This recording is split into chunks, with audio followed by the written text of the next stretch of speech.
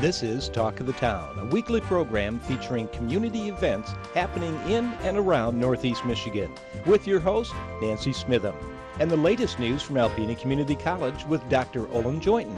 And now, today's Talk of the Town. Good morning and welcome to Talk of the Town. I'm Nancy Smitham. My first guest today is Amanda Dozier from Bestor Museum for Northeast Michigan. Hi, Amanda. Hi.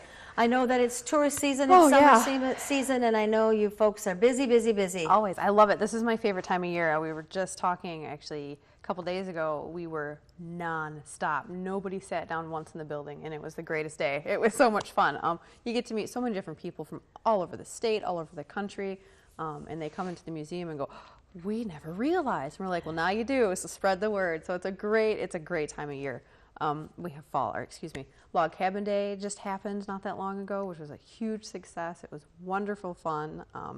We had baby sheep there, so lambs. We had lambs there, and recollections out of Hawks, the woman who creates all these vintage clothing. They had models. They had 20 different outfits that they just roamed around and modeled. It was beautiful. Ooh. And the Alpena Airplane Club was there as well. They had flight simulators, and it was really cool. This year's theme was How Time Flies. Yes. So it kind of fit really good with everything. It was a lot of fun. And how about the Fossil Park? Fossil Park is a large and in charge as always. It's wonderful. It's one of the biggest draws that we have. People come from all over, again, the country. They'll actually type in fossils, and it pops up Alpena. I had a gentleman bring in a map to me the other day and say, yeah, we're just following this map around Michigan of all the places that were fossils, and there we were, almost right on the top. So yeah, it was really cool. And we do have some great events planned for this summer. We're doing something called a Who's Who in Historic Alpena. You know, we have all of our outbuildings out back, and some of them, they have to be maintained. They're buildings. They have to have restoration and preservation.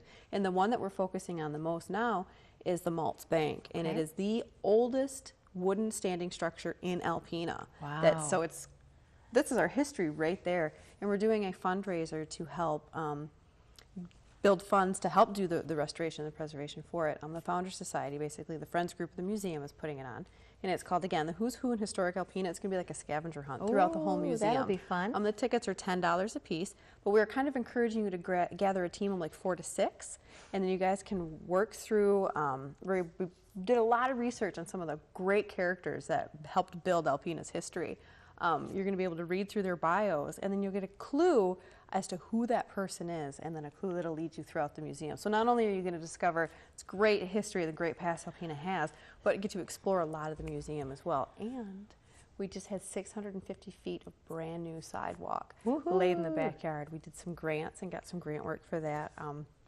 Amazing stuff. So now there is sidewalk that leads you, and handicap accessible sidewalk that leads you from the back of the building through the entire backyard. It was such joy to watch. That was a need. I'm so happy that you got that completed. You and me both. We watched yesterday, 2 days ago, we did a library day, and some of the kids that came in that were in the wheelchairs, moms with strollers, were accessing our entire property, which is probably the first time ever that people have been able to do that. So it was so exciting. Yeah. So anyways, we're going to kind of showcase that sidewalk a little bit and lead guests out to the buildings for these clues. There will be people dressed up as the Who's Who, so you'd never know what historic character you may run into from the past. So it's going to be a really, really great event. It'll be on Thursday, August 15th, from 6:30 to 8:30. So it is an evening. In the middle of the week, something kind of fun. August is a little slow sometimes, so we want to keep the summer excitement alive in the area, and this will be a great way to do it. Again, $10 a ticket. All the proceeds go to the restoration of the bank. What a good thing for a group of friends to do together, or some kind of a club or an organization to get your members together and split up in groups of 4 and do that. It would really be a fun time, and then learn too a lot about the community. And we picked characters that are not well known. We didn't use Jessie Besser or Fletcher, the people that, these are these little under characters that kind of were almost forgotten in history, and sort of we pulled them back up into the limelight just to say, hey, this town was always fun. It was always cool to be part of Alpena's history. So it's going to be, I think, a great time. You also don't need a team. If you're just really interested in it, come on in. And if we have a group of people that don't have teams, you guys can all work together, and it'll be great. Somebody will be there to help you out throughout, of course, the whole thing if you don't get stumped or something. It's meant to be fun. It's not meant to be super hard. And there'll be refreshments, of course. Anything else happening? Wow, we are now open Thursday nights till 8 o'clock. Oh, okay. Which is from 5 to 8 is free. So come on in. Wow. Yeah, it's awesome. It ended up something we're like, you know what, we need to do this through the summer for people who work, want to do something with their family. You know, kids are getting a little stir crazy. Bring them on in. Perfect. So that's going to be fantastic. First Thursday of every month we do a Shout Eureka Science program with Pat and Karen Pekorski. Okay. And they come in and bring all of their hands-on science activities, and it's totally free, family fun. I mean, it's some of the coolest. The last one they did was sound, and it was one of the neatest things that they did. And they say that sound is proven, if you work with sound and rhythm, it actually improves children's math skills. And reading skills, the coordination. Yeah. Yes, I've heard that before. Yeah, very exciting. What else? Oh, Rocket Camp. We're doing Rocket Camp again from 9 to 11. Ages 9 to 11, that'll be the 19th through the 22nd. But again, all these details, you just call the museum and we'll, because I know we talk fast. Or it's on your website also. Yep, it's also on the website, Facebook as well. Always check out our Facebook too, because they're daily posting fun pictures, like Chris trying to put her hands in the sidewalk. We're no, Chris. You know, the turkeys, the 22 turkeys that we find in our fossil park almost every day. You know, stuff like that. Okay, it's pretty cool, yeah. And just, you know, perfect time for families, grandparents who have their kids for the summer, or Yeah. families, kids who are bored, rainy days, not rainy days. Come on down. You know, and that's the thing especially too. the fossil park. We can't get, I mean, rainy days, we used to say rainy days are our best days because people compile in on rainy days. That's not even true anymore because there's still so much to do inside and outside that it's just so much fun. So and with Thursdays in August? Thursdays through the whole forever is free. Will be free from 5 to 8. You know, what a great opportunity. Come in and see, and then you'll want to join and be a friend because you'll see how wonderful it is and what it means to our community. Yeah, and that's a big thing too, you know, get a hold of the membership. That supports all of these programs that we're able to do for the community. So. And as I've always said about the museum and the library and Thunder Bay Arts Council and, you know, the high school and all the groups in town, they bring in arts, activities, and entertainment that you would have to go to a big city to see normally. And we get to see them right here in the comfort of our own town. And when people are out there working, we need to support all those things. I agree. I think a lot of our communities here, a lot of our community organizations like this, we all do a lot of research to see what these bigger cities are doing so we can specifically bring these things to Alpena. So it's exciting. I love partnering up with a lot of these organizations as well, like the library. I mean, we do a lot with them. It's so much fun. All right, website is? www.bessermuseum.org. Great website. Phone 356-2202. You got it. You got it. Really easy to remember. So, well, look forward to talking to you in a couple of months and have a happy summer. Thanks, you too. Thank you. I'll be right back following these messages. Hi, welcome back. My last guest today is Val Williams from Huron Humane Society. Hi, Val. Hi. So what's been going on at Huron Humane Society? You haven't been on in a while, and just fill us in on what's happening. Well, we've been really busy with our fundraisers, of course. We had our Fur Bowl-a-thon in May. We had our Mutt Run in June. So we've been raising some much-needed funds for the shelter, which we definitely needed. But unfortunately, the stray animals and the population of cats and kittens have really gone up at the shelter. So we are still struggling financially. So we're trying to come up with some new ways to raise funds, and one of those ways is a similar event we used to have called Tag Day. We're redoing that again this year, but we're going to be doing it twice. We have some dates filled already during Brown Trout Festival at Neiman's, but I have some dates at Walmart where people can help out, you know, outside the doors at Walmart, hold canisters with us, maybe bring an animal down from the shelter, try to collect some much needed funds again for operations. Absolutely. Those dates are August 9th and August 10th. That would be a Friday and a Saturday. The shifts are really easy. They run 10 a.m. to 1 p.m. or 1 p.m. to 4 p.m. So just a 3-hour shift. I'll have everything there and ready for you. You can bring a friend, you can bring an animal, like I said, you can bring a group. However you want to work it, if you are willing to help, we would love to have you. So yes, that's really important. And I heard you on a local radio station, I believe yesterday or the day before, talking about cats, how many cats one cat can put into our community, and an unspayed or neutered cat, unbelievable numbers. Yes, yeah, it is. There's what they call like the mommy cat pyramid, where I'm sure a lot of people have seen it, where it's you take one cat and the amount of cats that can you know, come to be populating us, you know, over the course of like 7 years. it's unbelievable. Like offspring, I think it's 432,000 cats and kittens just from one cat, you know, and their cats and their cats. And it's not fair to the animal. You see them downtown, you see them on the streets, you see them unfortunately dead on the side of the road. How unfair. It's not. I mean, if you're a pet owner, that's your responsibility. Absolutely. And when you think about the fact that, okay, so the Huron Humane Society is here and we help out as much as we can. We are a no-kill shelter. However, we cannot take them all in. So there are cats and kittens and dogs and puppies that end up other places. And I was reading some information from Cesar Millan a few days ago on spaying and neutering, and he actually has cited some sources, some reputable sources that have done the math and said, you know, it's an estimated 4 to 5 million animals a year are euthanized in shelters because they can't find homes for them. And it's something like there are 5 pets for every home now, population-wise. And we know that not everybody has 5 pets, and we know some people have no pets, and we know some people can't have pets, or for whatever reason. So there aren't enough homes for the animals that we have now. So spaying and neutering just makes sense. Yes. There's really no reason not to spay and neuter. There's really no excuse for it. I understand some people are breeders, and I'm not even going to get on that right now. I think that if you're a responsible breeder, that's fine with me.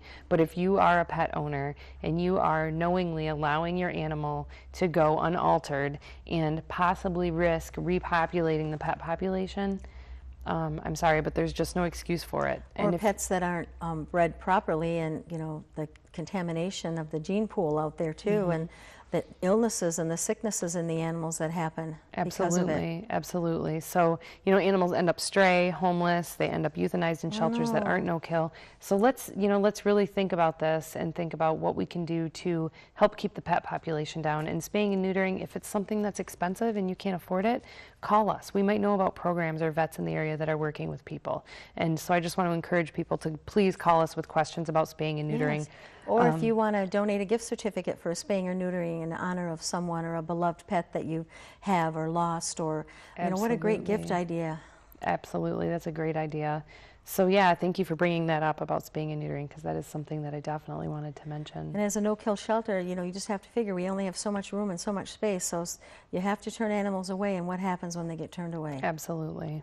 Mm-hmm. Okay. Yep. And any other fundraisers coming up? Yes, we do. We're talking about doing a bad cat, bad dog photo contest. Something a little bit different than our typical photo contest where we had a calendar before. This time we're going to have a contest where people can submit photos of their animals maybe doing something not so good, like for example, I know of a dog by the name of Buddy who might live in my house that likes to chew on random rolls of paper towel or toilet paper. Maybe you catch your dog doing something or your cat doing something they shouldn't be doing, climbing on the counter, and they have that look on their face. Took a whole loaf of bread off the counter this weekend. There you go. So snap their picture. We're not trying to encourage bad pet behavior, but we all know it happens. So snap their picture doing something maybe that they weren't supposed to do. Send it in to us. We're going to have an entry form up on our website shortly, and we will have a contest, and the winning pet will get to be our spokes pet for the year. So maybe if I come on the show every now and then, I'll bring that pet with me, and we can talk about, you know, the animal and other animals of their choice or whatever. And just want to mention that to people. It's a kind of a new spin on our photo contest. Great. So, and the meet and greets are going well? The meet and greets are going really well, actually. If I could mention, we had a pair of dogs come in about 1.5 years ago. I saw the pictures. Which ones? Polly and Molly? Yes. Okay. So they came in about 1.5 years ago, and they had gotten a foster home. They were being really well taken care of. The foster parents, unfortunately, had to leave the area, so the Polly and Molly have come back. They are beagle mixes, I'm sorry. When they did come in, though, I originally took them in at animal control. I remember I was there that day, and they couldn't even leave the cage. They couldn't leave the cage. They couldn't leave each other's side. Had to like carry them outside to go to the bathroom. They were just so scared. And they're at the point now where they're completely acclimated to humans and to other animals. You see the pictures, they're touching each other all the time. One's laying their head on the other one's laying their head on. I mean, they're so attached to each other. They're adorable. They're absolutely adorable. So we would like to adopt them out together, understanding, you know, somebody may want one and somebody may want the other, and we're probably willing to have that conversation. But Polly and Molly need to get a home. They're just Yes. adorable. They're good dogs. They are. Don't let the fact that, you know, a lot of people say, oh, beagle dogs are loud and chew on things. They don't. They don't. That's not true. That's a myth. Maybe some beagles do, but these beagles don't. Polly and Molly are two really, really great dogs, and they just really need a loving home. So even if you can't take them forever, if you can foster them for a while. absolutely. They just, you know, not that any of the animals deserve to be in the shelter, but Polly and Molly just don't deserve to be there anymore. They've been there, like I said, for about a year and a half, off and on, you know, between foster homes. But we would really like to see them get adopted. And I know when we do the tag day at Walmart in August, I have a girl that just wants to take them all weekend to Walmart to try to get them a home. So hopefully we can get it done by then. If not, if you're interested, stop out, pay us a visit, look at any of our adorable adoptables out at the Huron Humane Society. Okay, we're out of time. Thank Okay. you very much for being here. Look forward to talking to you next month. Thank you. Thank you. Please stay tuned for Dr. Olin Jointon following these messages. Good morning, everyone, and welcome back to Talk of the Town. I'm Olin Jointon, president of Alpena Community College. My guests this morning are Russ Brandow and Todd Spiegelmeyer of Larry's Collision. Welcome to the show, gentlemen. Thank you. And let me first say I'm a satisfied customer of your operation and have had several things done with my vehicle over there, so I appreciate the work that you do. And I had an encounter yesterday with one of your employees, Andrew Markowski, who he told me he was a graduate of the ACC Yep. Auto Body Repair Program. Yep. And then getting set up for the show, you told me that both of you are graduates also. Yep, correct. So that's going to be our theme today, the way that the program ties into the needs of the industry and what your comments are about prospects for people interested in a career of this kind. Let's start with your experiences. How about you first, Todd, as a student of Tom Winter? Yep, that's going back a few years, yep. Tom was a good guy and good course. They touched on all the basics of the class and everything we went through. And we, at that time, we actually did cars and put them in the, I don't know if they still do it or not, in the mall or not. We did all the vehicles there, worked on them, and it was actually, that was the end of the year. That was kind of nice when we did all that. So kind of show off the student work Yep. in a public setting like that. Yep, That's yep, good. yep. Yeah, Tom was a great instructor. He retired a couple of years ago, and Yep. now the program's led by Greg Augustin, who's also just a very talented member of our faculty. Yep. How about you, Russ? Any comments about your experience going through the program? The program, I went with Tom Winters also. It was a great program. I mean, definitely got you prepared for what was going to happen when you got into the shop situation, as far as, you know, he touched on the estimating and dealing with the public and insurance companies, and obviously all the hands-on in the shop. Yep. And So it's a combination of hands-on. A good bit of the program is just practice, practice, practice. a lot of the program was hands-on, yes, in the shop. There's also some theory, like you mentioned, the estimating. Yep. Maybe you learned something about the paint chemistry or Yeah, different types of applications you The use. different types of paints that we apply, yes. Right. Did you both feel that the program prepared you well for the careers that you have? Oh, yes. Yeah. Real good. Good. Real good. Yeah, it was a real good program. Let's talk about a little bit about the industry. Where does most of your work come from? What type of work is it? Is it collision? Is it restoration of classic automobiles? Most of it's collision. Most Okay. of collision, a lot of car deer accidents in northern Michigan. This time of year, a lot of car deer accidents. Yep, they're moving, so. Are there aspects of it like maybe some welding of parts that you do, or maybe even frame straightening? Yes, we do have a full frame straightening equipment, and yeah, there is a lot of welding. All your front end parts are, most cars are welded in. Good. I've gone back into the shop at ACC and seen the frame straightener there, and seen students working on welding in. They look like struts or structural components that need to support the exterior body. Russ, what do you like most about working in this field? I enjoy the satisfaction when you're all done with a job and it's shined up and it looks beautiful, and the customer is happy when they come to pick up their vehicle. So the pride and the quality of your work once it's done, Yes. and the interaction with the customers. How about you? The same thing, the before and the after, when when they come in all smashed up on the wrecker, and when the customer's there to pick them up, and they're all back together. I mean, Yeah. it's a big part of it. Almost like that TV show where they steal somebody's car and do a total makeover, and then they bring them in. Yeah, and they're like, wow, I can't believe it. What's that show called? Overhauling. They do it. And usually there's some trickery involved where they think that the shop has been abusing them, right? Yep. Then it rolls out there all customized. Perfect, yep. That's a great moment, and I bet you experienced some version of it also. Yep. What are the qualifications, in your opinion? What type of person would be best suited for going into this field? How about you, Todd? All of our employees are state certified. We have, they're all certified, and once you get all yours, then they go to other classes for like some on the painting, stuff like that. There's different certifications in that they can get. Okay. Yep. Those certifications are things that people would seek during or after a training program like ACC? When I did mine, I actually did it during ACC. Okay. They helped me through it and helped me get into it and stuff. Yep. How about you, Russ? Yep, ACC prepared us for the ICAR and the state certifications.